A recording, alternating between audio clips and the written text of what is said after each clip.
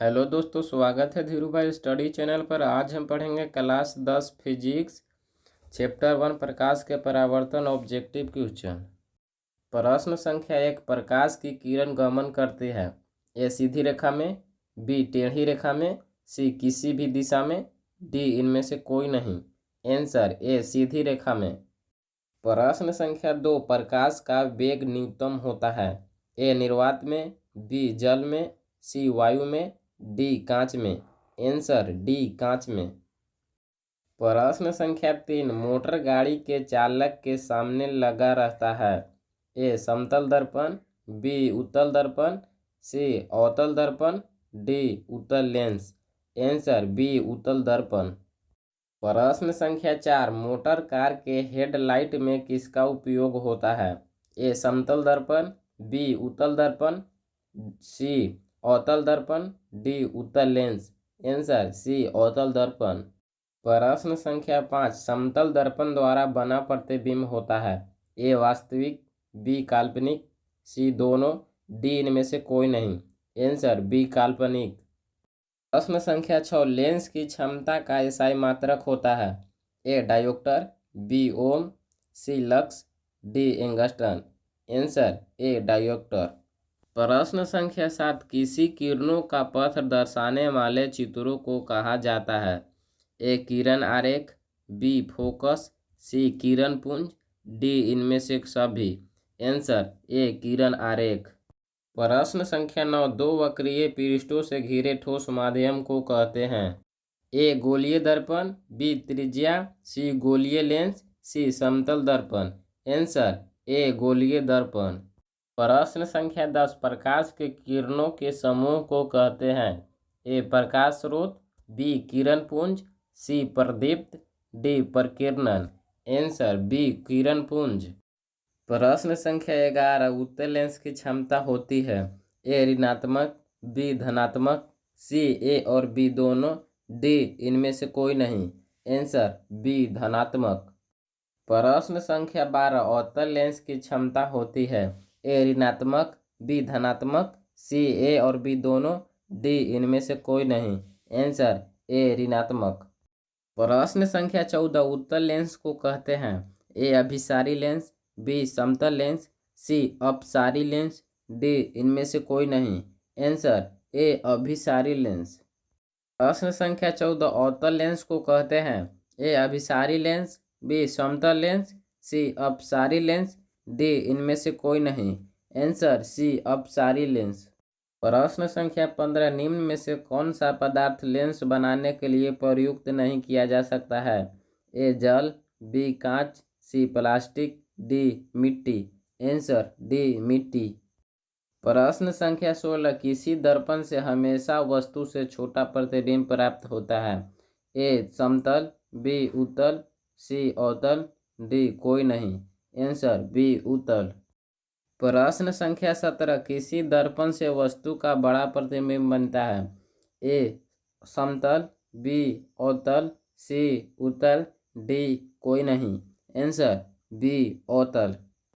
प्रश्न संख्या 18। प्रकाश के परावर्तन के कितने नियम हैं A 1, B 2, C 3, D 4। Answer B 2। प्रश्न संख्या 19। जब प्रकाश की किरण हवा से कांच में प्रवेश करती है तो मुड़ जाती है ए अभिलंब से दूर, बी अभिलंब से निकट, सी अभिलंब के समानांतर, सी इनमें से कोई नहीं। आंसर बी अभिलंब के निकट। प्रश्न संख्या 20। फोटोग्राफी कैमरा का अभिदृश्य होता है ए उत्तल लेंस, बी अवतल लेंस, सी उत्तल दर्पण, डी अवतल दर्पण। आंसर ए उत्तल लेंस।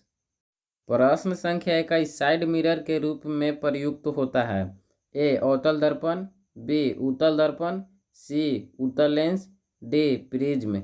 आंसर बी उत्तल दर्पण।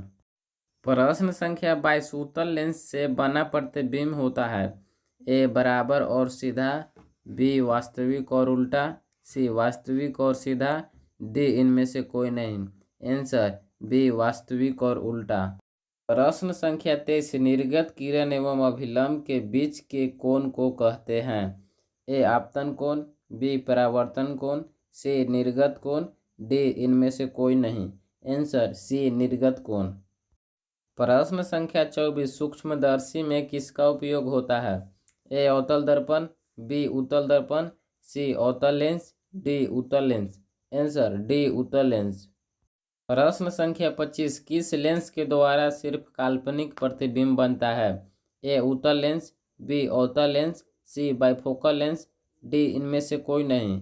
आंसर बी अवतल लेंस। प्रश्न संख्या 26 परावर्तन के नियम से निर्धारित होता है।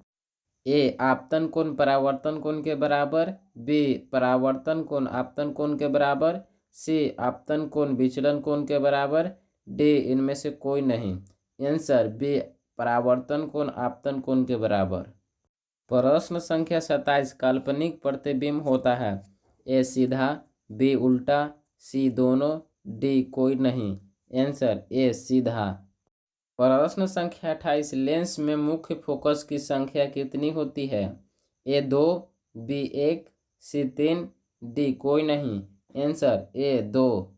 प्रश्न संख्या 29 सर्च लाइट का परावर्तक सतह होता है। ए उत्तल, बी अवतल, सी समतल, डी कोई नहीं।